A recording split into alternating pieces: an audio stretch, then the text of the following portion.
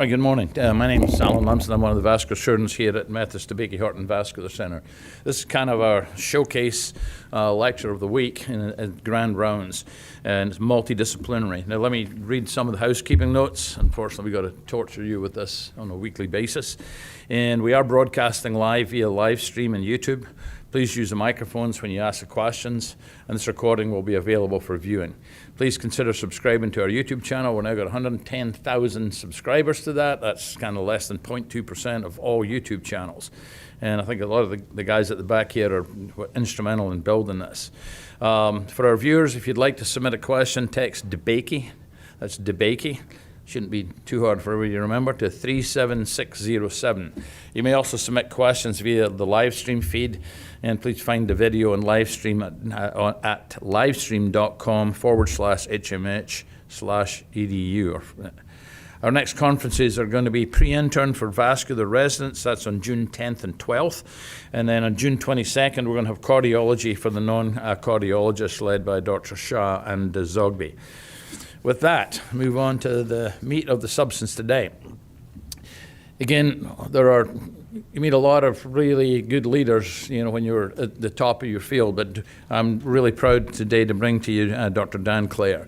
Dan received his medical degree from the University of Virginia School of Medicine, completed his internship and surgical residency, as well as his fellowship in vascular surgery at Brigham and Women's Hospital.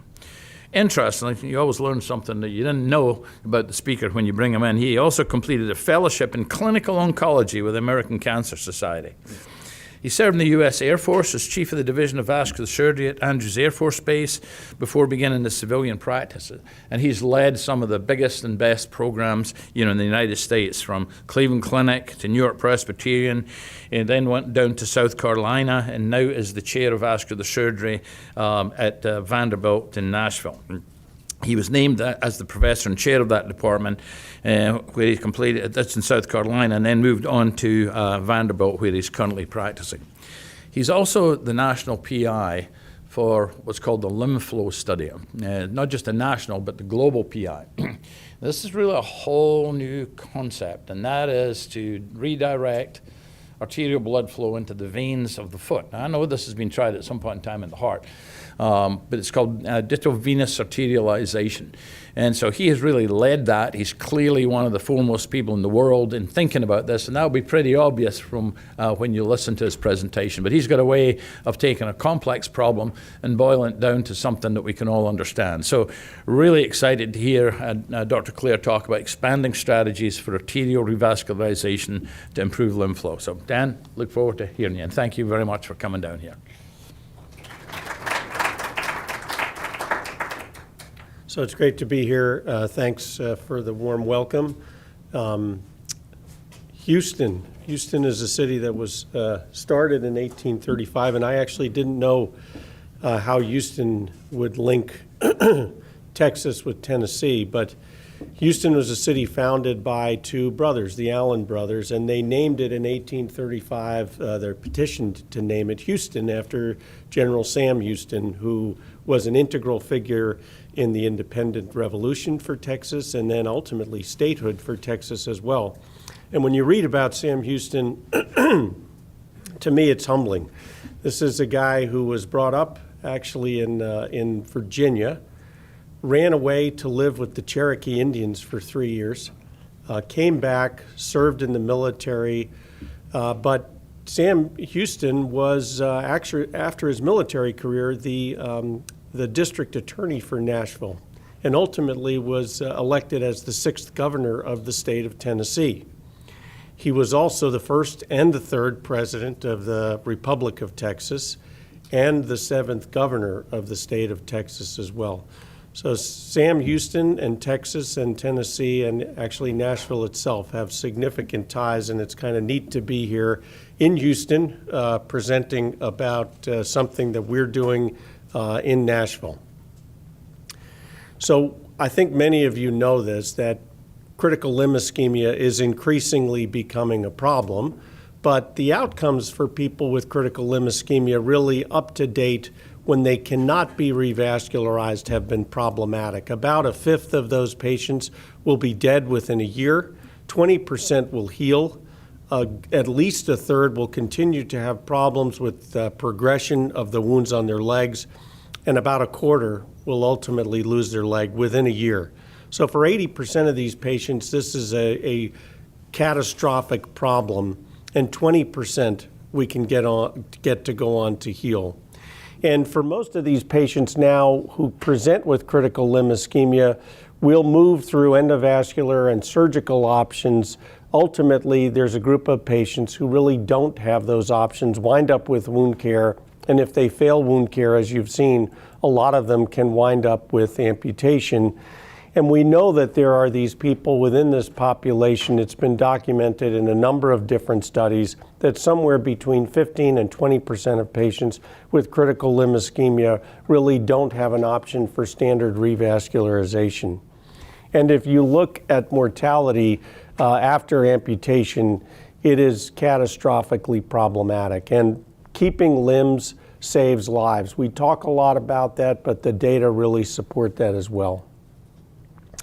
The other thing I think it's important to recognize is I think there is a misunderstanding out in the community about what amputation is like for these patients. Amputation not only increases mortality, but it is very expensive. At least 35% of patients with a below-knee amputation will require some form of revision, usually within the first year.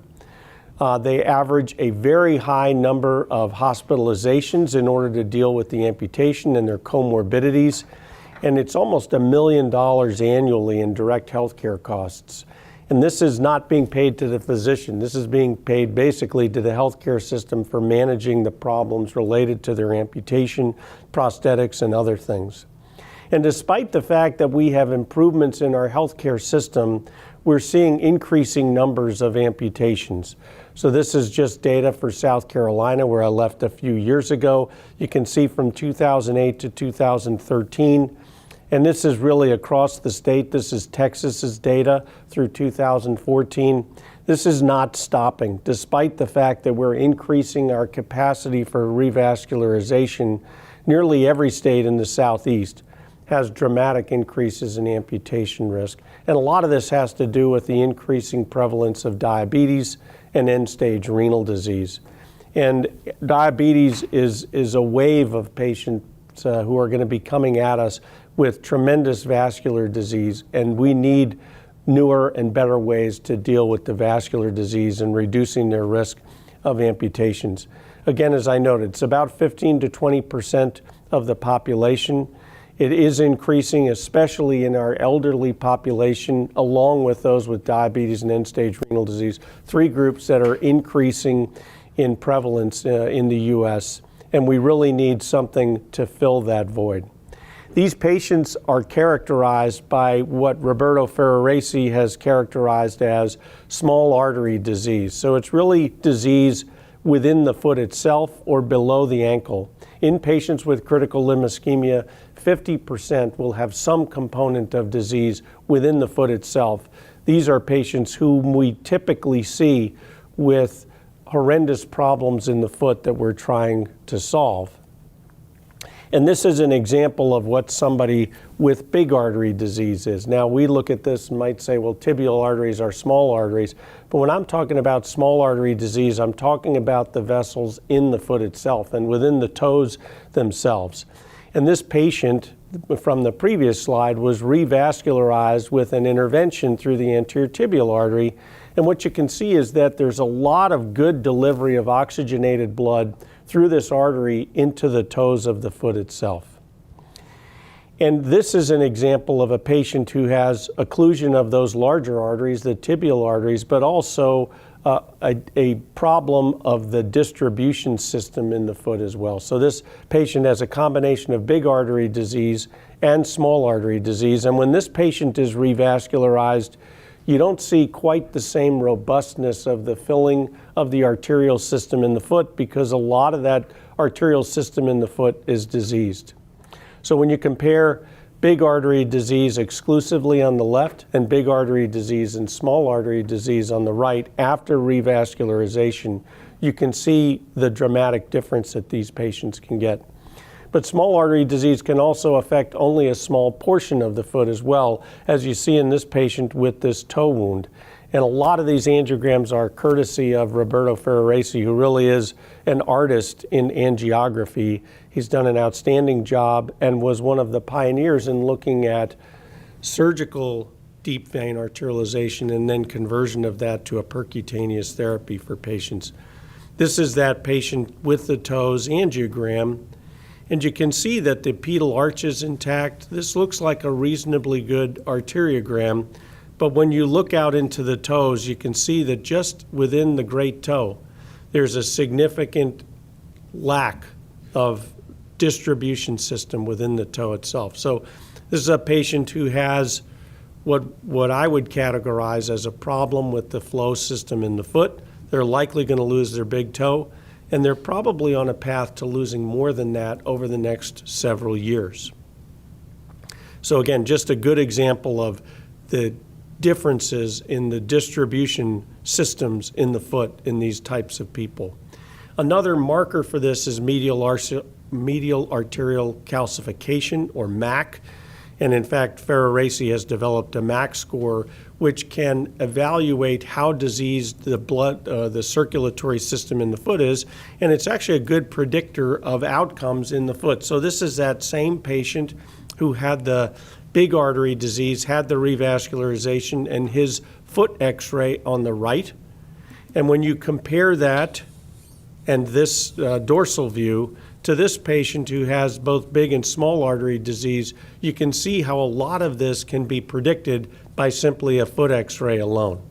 And not only is this disease, again, just in the foot, but you can see it extending out to every part of the foot, out into the toes, across the heel. And these are the patients whom we're seeing who are having trouble identifying mechanisms to revascularize the foot.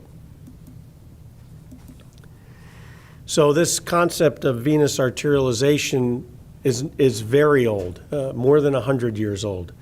Albert Halsted, who was a surgeon in Illinois, actually published one of the first experiences with it just after the turn of the last century. They did this in 41 patients. Half of the patients died. Just about, little less than half had a major amputation, and survival was just about 50%. Survival with amputation, half, and amputation-free survival in about 27%. Not very different from what we see with a lot of patients today. So it's not clear how beneficial this was. In their opinion, maybe this could be used for traumatic disruption of an artery, but it probably was not useful in people with chronic peripheral arterial disease. In 1951, one of the giants in early vascular surgery, Emmerich Zalagi, looked at this same topic to try and see whether there would be benefit. He did this in 9 patients with critical limb ischemia, and every single patient had to have an amputation. So it was uniformly unsuccessful. And you can see here why, because in every single patient, the angiographic images were the same. There was no diversion of blood flow into the foot. It simply, this was just adding to perhaps even drainage or steel from the distal leg because the valves in the veins were not disrupted and we were not allowing blood flow to get into the foot itself. The resurgence of this technique is probably due to this guy, Dr. Lengua from South America, who published 60 arterializations, of which 60% were successful, and the other 24 had a poor result, followed by major amputation. And this was one of the better descriptions of this at the time. This experience was extended by Pramukh Mutarangura out of Thailand, who began doing this even with prosthetic and components of vein to bypass to the posterior tibial artery at the ankle and disrupting vein valves in the foot with antegrade dilators that they passed down these blood vessels as well. Mutarangura reported about 70% limb salvage in the patients that he presented in his experience. And this is the team that initiated the process of doing this percutaneously. Second from the left is a guy named Stephen Coombe, who really developed the technology. In the middle there is Roberto Ferraresi, who's one of the world's experts on this technique, both surgical. He's not a surgeon, but he actually worked with his surgeons to do this in a hybrid way, and percutaneous as well. So again, the first step was the proximal arteriovenous fistula, and then open distal bypass, and now we're doing percutaneous distal venous or deep vein arterialization. It's important when you're doing this to understand that veins are not like arteries. They're duplicated. They are the most variable of any of the structures in our body. Their valves in the foot are very durable and difficult to disrupt, but it is imperative that that be done in order to achieve success. There are a number of venous communications within the foot which can disrupt some of the distalization that you're trying to do of the venous arterial flow. And so in patients, you really need to have a sense of what their specific anatomy is. This is a look at the bottom of the foot, where on the bottom of this image you can see the lateral plantar vein. This is the primary outflow source that we use for venous arterialization. Access to this initially was not obtained. We were getting access initially in the posterior tibial vein at the ankle or at the foot. Accessing within the foot has proven a lot more valuable, making this procedure a lot more reproducible. This is the technology that was tested in the PROMISE trial. I'll talk a little bit about that trial later, but this involves a crossing catheter, an antegrade over-the-wire valvulotome, and stent grafts to direct the blood flow into the foot itself, which has really, in my opinion, radically altered the way that this technique is done and made it a lot easier to do. Accessing the bottom of the foot can be very challenging. These vessels are not very large. In this example by Steve Hanau, who's a vascular surgeon who was part of the trial, you can see that this vessel measures about 2 millimeters in diameter, and these vessels are incredibly reactive. And so accessing this, which is usually the first step in the procedure, is challenging in and of itself. Once you get that access, the idea here is to use venography to define the anatomy of the venous system in the foot and to allow you to get access to be able to do the crossover. Sometimes getting access on the top of the foot through the saphenous vein will allow you to image the foot so you can access under direct fluoroscopic vision into that lateral plantar vein. Diagnostic angiography is the second part of this procedure. It's done primarily to look at what the inflow vessels look like, but also to determine what is the primary flow source to the foot, because we want to preserve that flow source into the foot when we're doing this. So as you can see on the angiogram on the right here, there's a fair amount of flow to the foot in this patient that comes from the posterior tibial artery and some even from the anterior tibial artery, but you can also see that the forefoot in this patient has almost no flow. Ideally, this patient would have an inflow source off of the perineal artery, and that's something that we have learned over a period of time. So again, just another look at the venous access, and you can see how variable this is, but you can also see that around the heel there are a number of branches that come off, and those branches, if they're not excluded with a stent graft or they're not occluded with a coil, will actually take blood flow that you're bringing to the foot through the venous system and just bring it right back up. Almost the same thing that happened with Dr. Zalagi, but it happens more distally. So you really have to be sure you lyse the valves and you take away the stealing vessels that allow you to get blood flow into the venous system of the foot. So here you see someone taking a wire and bringing it around. I'll let this run just a couple of times, but this is advancing the wire through the pedal venous arch, which consists of the lateral plantar vein, and then on the dorsal surface of the foot, what's called the medial marginal vein, which is the extension of the great saphenous vein. It's important to get this because this is really maximizing the outflow into the distal foot of the venous arterialization.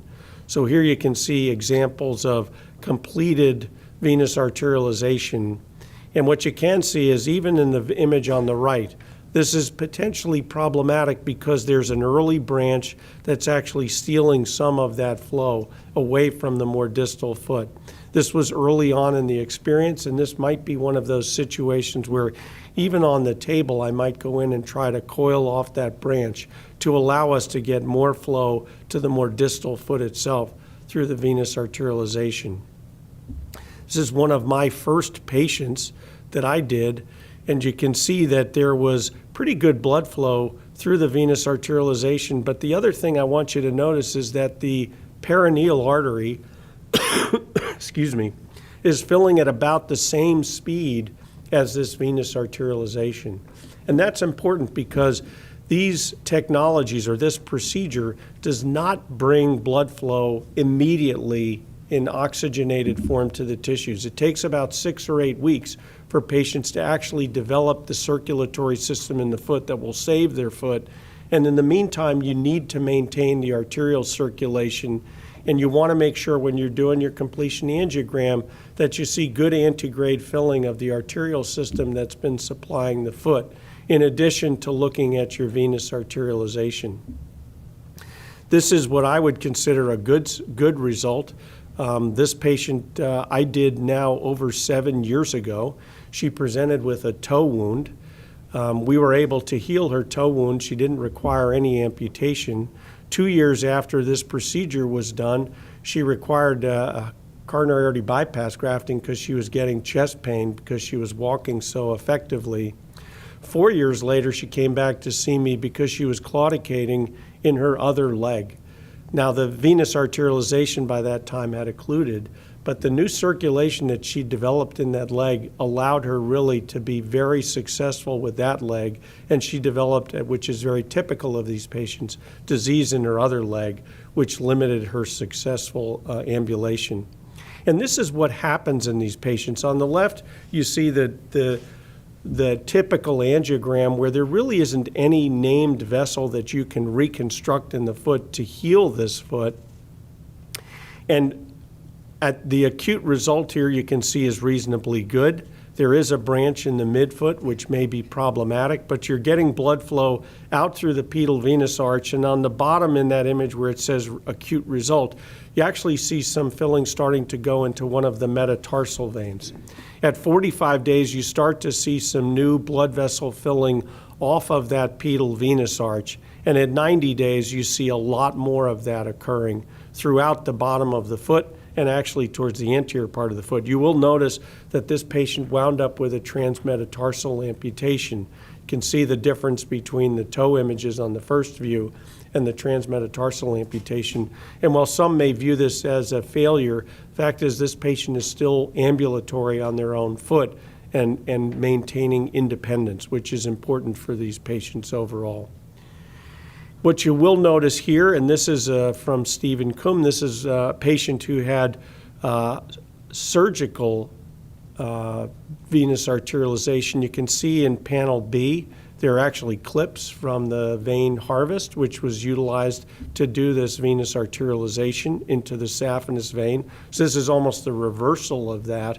What you will notice as well is that finally this patient was able to heal a wound that was a transmetatarsal amputation. But in image C, you can see what happens when these venous arterializations fail. And that is that there's a completely new system of vessels in the foot, either angiogenesis or awakening of hibernating vessels or reversal of flow. But some combination of those appears to provide new angiosomes and new blood flow for these patients. To look at this formally, we did what was called the Promise 1 and Promise 2 trial. Promise 1 was an early feasibility trial. Promise 2 was a more extensive assessment of this percutaneous system to do this. This was ultimately published. The outcomes were published in the New England Journal of Medicine. Myself and Mehdi Shishabor, a cardiologist from Cleveland, were the principal investigators. We enrolled more than 100 patients in 20 sites. None of these investigators had ever done this technique before, and these were all Rutherford 5 and 6 patients. We included dialysis patients. but this was one of the sickest group of patients I'd ever been involved in a study with. Based upon historical data, the comparator was a limb salvage rate of 50, or amputation-free survival of 54%. Every single patient who was entered in this trial had an angiogram that was assessed by an independent review committee of at least 3 individuals who had to agree that there was no option for standard either percutaneous or surgical revascularization. The majority of these procedures were done from the posterior tibial artery, some from the perineal, and very few to the anterior tibial artery. Again, almost 20% of these patients were dialysis patients. I think the other important thing to note here is despite the fact that none of these proceduralists had done this before, almost 100% success. There was a single patient who had unsuccessful venous arterialization. So this is broadly applicable. And when we looked at 12-month limb salvage, the limb salvage in this group was 69%. I will point out that for the vast majority of patients, if you can get them through the first 3 months, they will retain their limb and they will retain their independence. At 12 months, just about half of these patients are completely healed, but over 90% are progressing toward healing. And one of the concerns with this technique and this technology is that this does take a long time to develop, which means it will take a long time for these patients to heal their wounds. So they require very engaged and involved wound care as part of this process as well. Importantly, we significantly improved pain for these patients. You'll note that pain goes up in the first month, but ultimately by a year, many of these patients are pain-free. And you'll also note that many of these patients go to Rutherford Zero, meaning that they're walking without limitations after we're able to do this for them. And that's, in my view, what's incredible here is we take these patients who would be functionally dependent, the vast majority, and make more than half of them functionally independent. The dialysis population did not do as well in this study, and most of their poor performance in amputation-free survival was due to, as you see on the right, about a 30% less overall survival in this patient population. Clearly, if you have dialysis and you reach this point, you are very sick. But in addition, there's probably some factors we need to identify because we are trying to pick out who are these patients that we're going to benefit, who are going to have longer-term success. And there clearly are a group of patients with dialysis who do really well with this, but it is a subset, and we have to figure out what that group is. When we looked at PROMISE 1 and PROMISE 2 data together, because these were very similar trials run on a very similar patient population, amputation-free survival of almost 65% and limb salvage in just about 75%. This is dramatically improved data for these patients who otherwise really have an incredibly poor outcome. I just want to run through a quick case. So this is a patient that I'd seen recently. He'd had a number of interventions in the past. And this actually is a patient who had end-stage renal disease and was on dialysis. You can see that he does have some flow into his foot off of the anterior tibial artery, but there really is nothing filling the vast majority of his foot, and there's no chance that he was going to be able to heal a transmetatarsal amputation. So these are just some images. You can see on the right is actually the crossover basket and the crossover catheter, which allows us to get through and through access. This is the antegrade valvulotome on the right going through the plantar valves, which is very helpful in assuring that you're getting flow out to the distal part of the foot.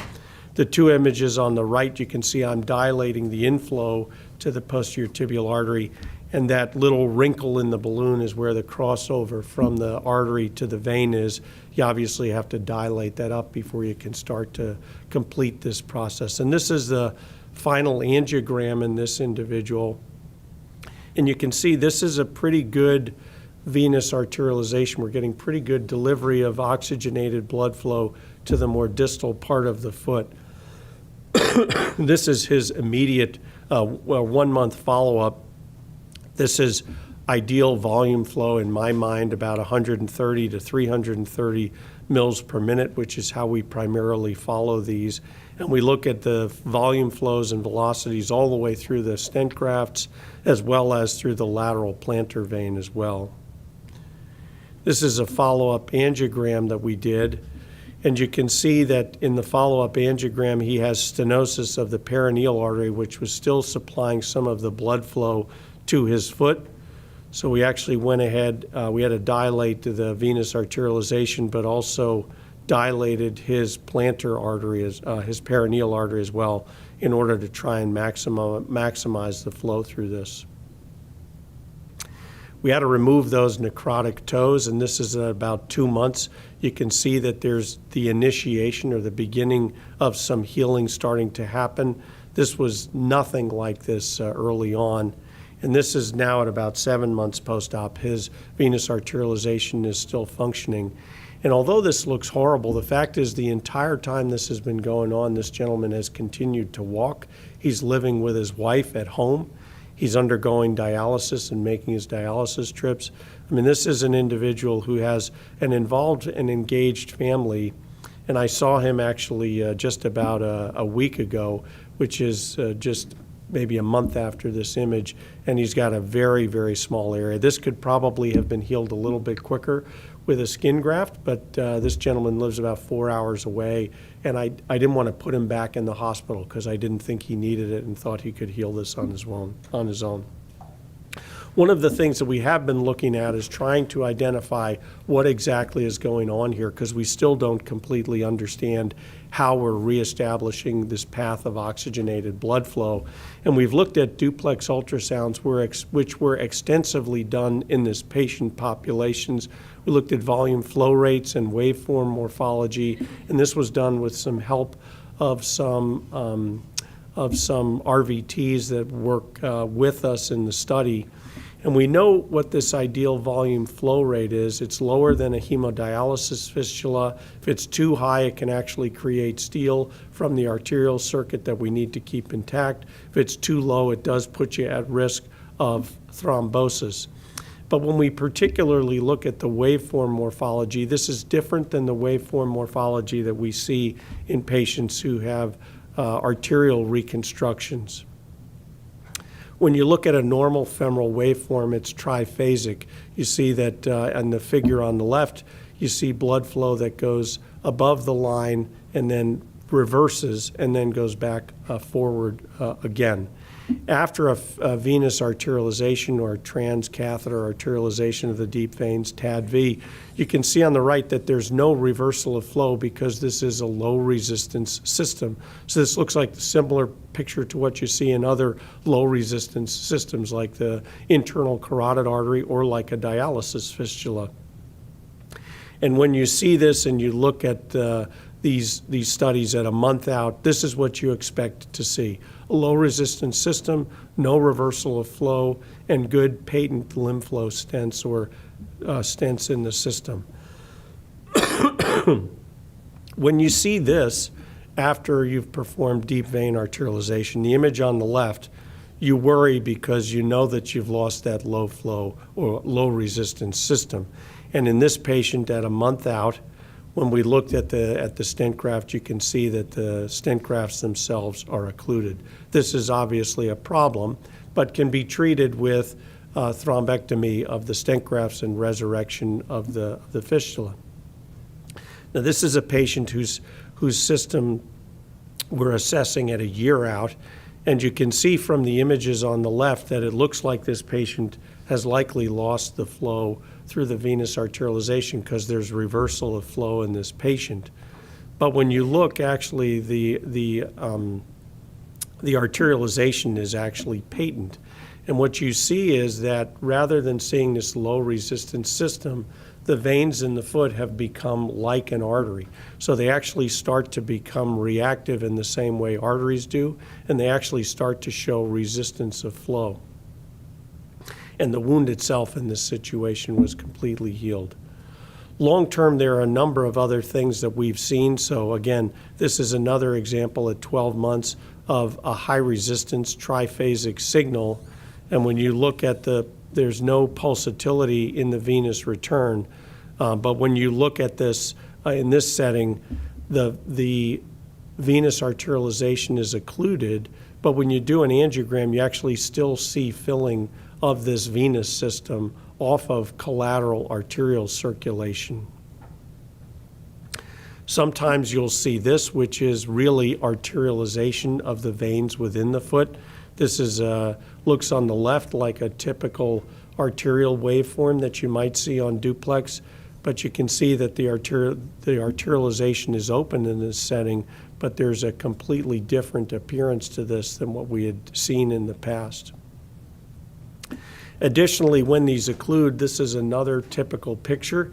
You can actually see a collateral around the distal end of the stent graft that's actually filling into the vein and is actually filling that vein like an artery, which has become a mechanism to deliver now oxygenated blood flow into the foot itself.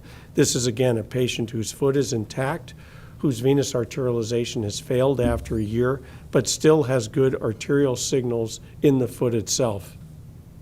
And again, this is that patient. This is their TCPO2 after performance. It went from 3 to 51. You can see pulsatile waveforms and obviously a well-healed foot. Based upon this information, we think there are at least 3 ways that we're getting or achieving delivery of oxygenated blood flow through the tissues. One is, there's 3 phases, I think I should say. One is we get this low resistance system. After about 6 months, 3 to 6 months, there is some conversion of some of these veins into arterial-like structures. It may be that we're converting or delivering some of the blood flow to arterioles through the venous system. It's not 100% clear.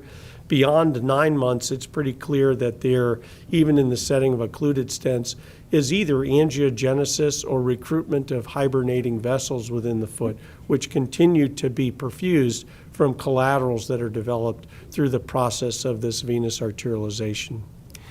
We looked at PROMISE 1 data to look at reintervention rates. They are not insignificant in this group of patients. In some patients, you will need to treat the outflow.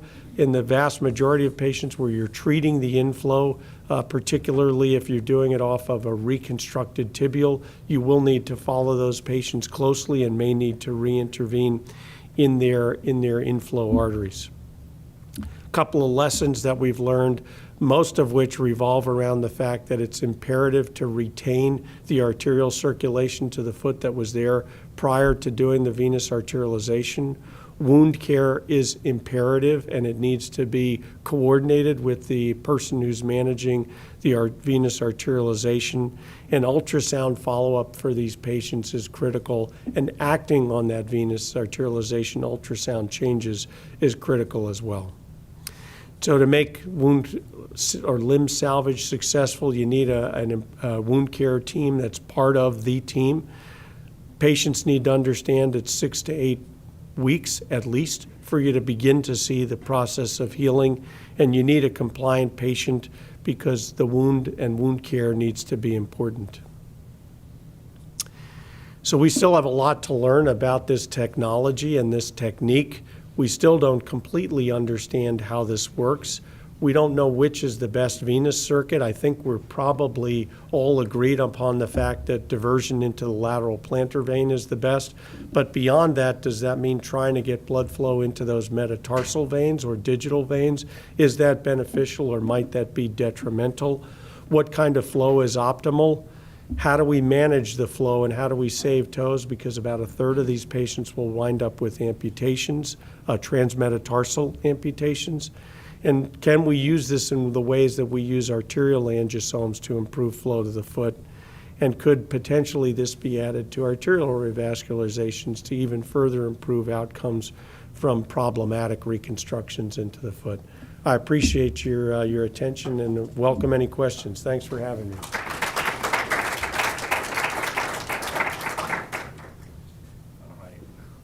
Awesome job. So just let me set the scene before we get Karam up here. You're really talking about a new biological phenomenon, potentially. And, there are a lot of really expert imaging people here. And, Dan's going to meet with Tricia, because Tricia's running, just got her first NIH grant, is looking at imaging tibial vessels. And can we apply some of the imaging that we're experts in to try and answer some of the questions? Are these veins that turn into arteries? Are we reversing the flow? I mean, these are fundamental biological questions. Then can this be applied in the heart, for example? Karam, Dr. Nasser. Hi, I'm one of the preventive cardiologists, Karam. What a wonderful insights. And then again, I couldn't agree. This is a paradigm shift happening.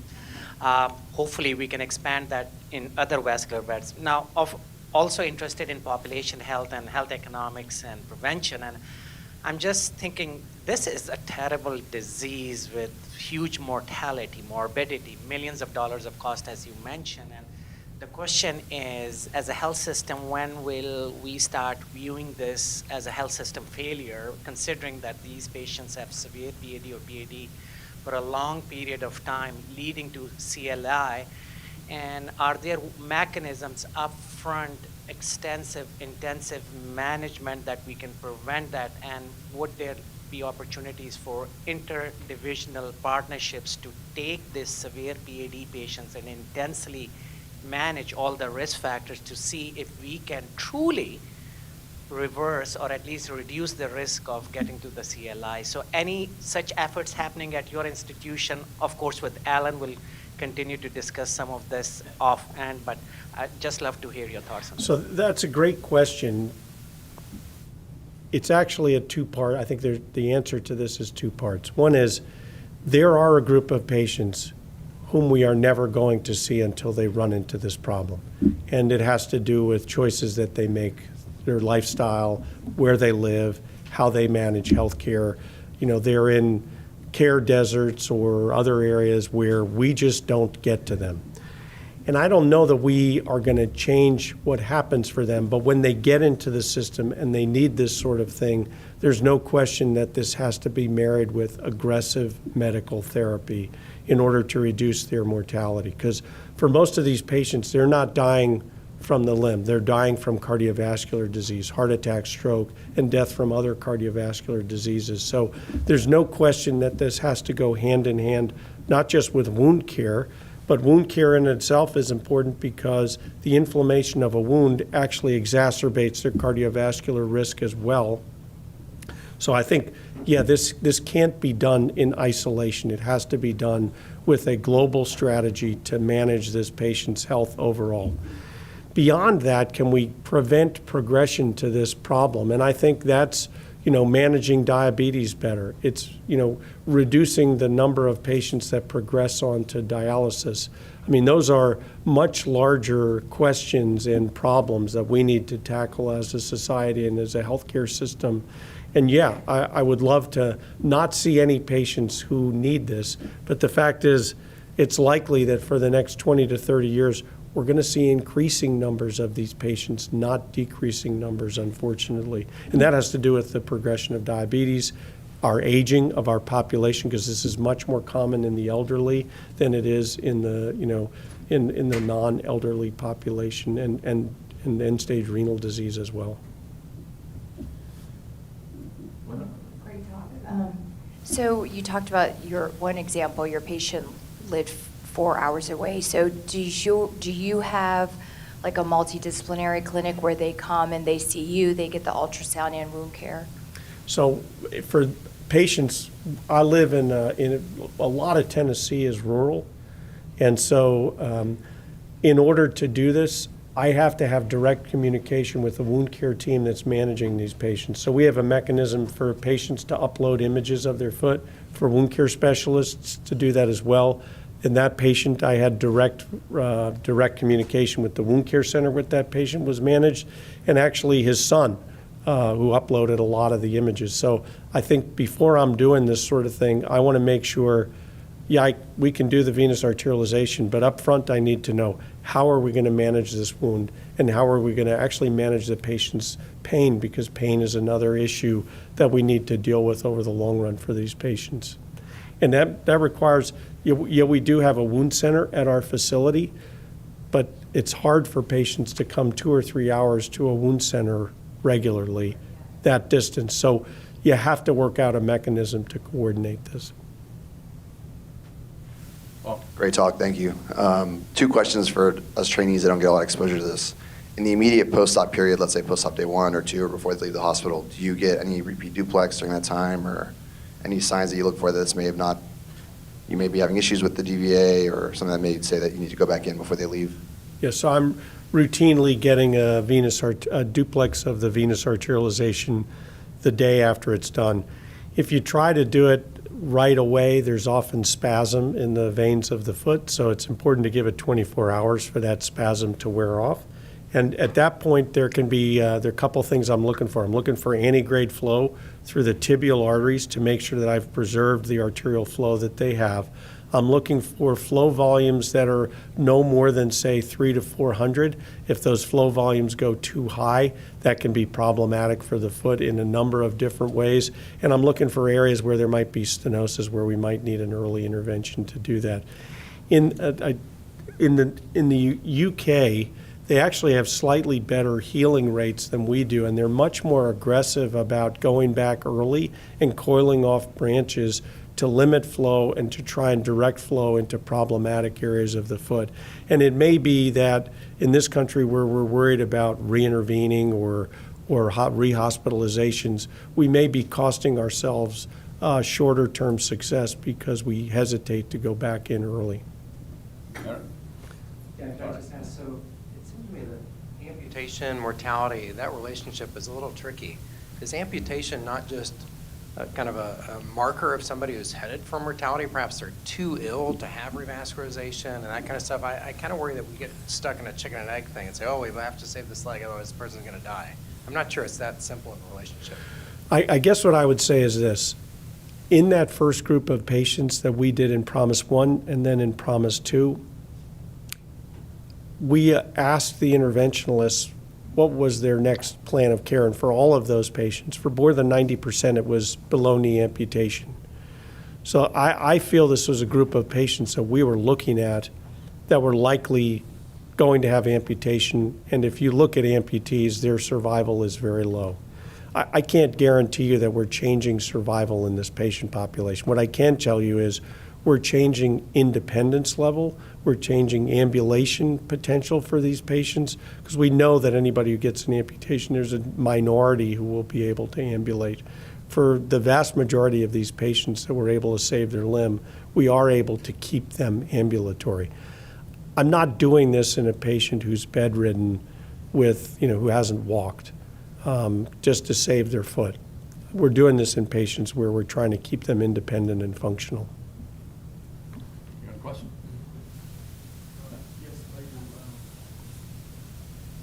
All right. Yeah, it's about the post-op management or long-term management post-revasc. Do you, in terms of anticoagulation versus antiplatelet, what do we do for this patient? Yeah, so initially I was doing dual antiplatelet therapy. Now I'm doing dual pathway therapy with aspirin or Plavix and one of the low-dose DOAC. All right, Paul. How do you manage these patients that may have venous disease such as reflux or large amount of varicosities, potentially DVT? A lot of these people have tibial DVTs that are chronic. Obviously, you can't go to a vein that's been thrombosed before, but is there something that you consider in your algorithm? Actually, it can go through a vein that has been thrombosed before because we're putting stent grafts inside of it. And swelling and venous congestion have been in only a minority of the patients. There is some edema. A lot of these patients hang their feet over the bed. They're often edematous when they show up because they have such severe rest pain. But it hasn't been as much of a problem, and that likely is due to the fact that you saw from some of those early venograms I showed, there's an enormous amount of venous drainage from the foot itself. This just rarely causes a problem. There are 2 patients I know of who have actually developed venous ulcers from this and required ligation of some varicosities that have developed around the outflow veins of the system. Okay, so you have an unlimited budget, isn't that right, Kathy? Design what the follow. If you want to solve this problem going forwards in a cohort of patients, what would you unload on them in terms of imaging, TCPO2? How we figure out basically what's actually going on in the foot? So I'm not sure. I don't think TCOPO2 is a very reliable. We did that in the first study, and it varied widely from patient to patient and from site to site. And there's so many things that impact it. I don't think we have a good handle on that. I think duplex has been very helpful. I probably would do more frequent angiography, and I think perhaps MR angiography might be an advantage in this setting because it, is non-invasive and would be able to give us, I think, more information than just a standard angiogram as to this. I also think we need to do some kind of, there isn't a really good animal model of this. There are a couple of things that have been done. Dogs But and there have been some amputations. Yes. I mean, do we have any histology at a month, 3 months, 9 months about what's actually happening Yeah. in the small vessels? The problem with duplex, I'm not going to tell you really about what you really want to know. Yes, yeah. And maybe it's tagged studies in patients ahead of time who have this, who have not, who wind up losing their limb. It might even be that we could get that information from transmetatarsal amputation specimens in these patients. But I have to admit, I'm not 100% sure Okay. how we're going to do it. Dr. Patel? Well, thank you for your service and excellent talk. My question is when you presented Promise 1 and 2, you mentioned that there was a group of individuals who reviewed those angiograms to decide if they were eligible for a procedure like this. So when we think about the generalizability of those study findings, how many patients are actually having disease that is amenable to this type of revascularization strategy of individuals with peripheral arterial disease? So the committee that reviewed them really just, what the FDA mandated was that we have somebody say these patients cannot be revascularized through an arterial means. There's no option for arterial reconstruction. It was not, yeah, they're a good candidate for venous arterialization. It was they're not a good candidate for arterial reconstruction. And I don't want to mislead people. Like, my main method of fixing people with critical limb ischemia is arterial revascularization. It works much quicker, it's less expensive, and it has more rapid improvement for the patients.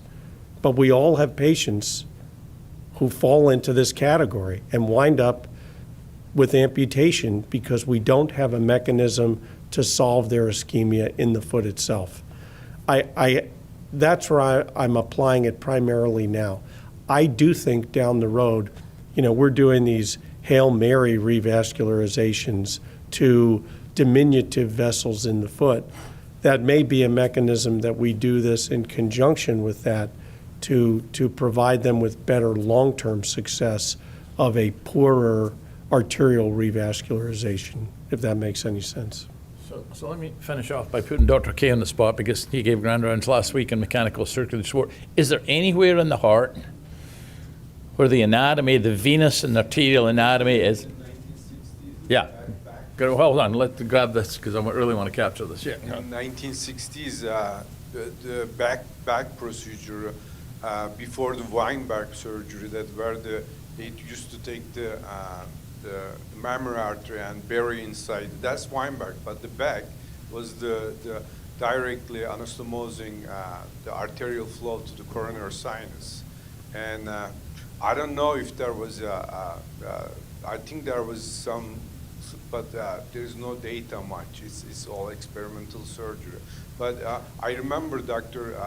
George Schrull, the Rose's father, used to do this kind with the improve the patency of the graft. He used to put the dorsalis pedis artery and vein and anastomose it together. And I believe that one thing is that flow is now we know we don't need it through three-phasic flows. We just like continuous flow works. We know that for many years. I think there is future in this as well too for the flow dynamics. The real issue is we're not delivering oxygenated blood flow through the arterial system in these feet in patients who present with this problem. And even when we do the venous, the arterialization of the veins, it's not at that point that we're delivering oxygen. The people's feet look worse before they start to get better. Something changes, something happens, and in some way, we're reestablishing an arterial circulation or an oxygenated delivery of, delivery of oxygen to the foot. I think in the heart, connecting to the coronary sinus is probably problematic, because this has to be done, at least in animal models, it has to be done in an area where there is ischemia. So it has to be right in the area of ischemia in order to be successful. And you have to follow these patients for a series of months before you start to even begin to see improvement, at least in the foot. And my guess is it's not dramatically different in the heart. I think that was unsuccessful. That's why we have a coronary artery bypass. And Yeah. that was done in 1960s as an experiment. Yeah. All right, Dan, well, congratulations on the work that you've done. It's certainly stimulating to try and figure out, are you arterializing veins? Are you reversing flow in capillaries? I mean, there's a lot of work and a lot of research, and I think it can be applied in a variety of beds. So thank you again. Tremendous.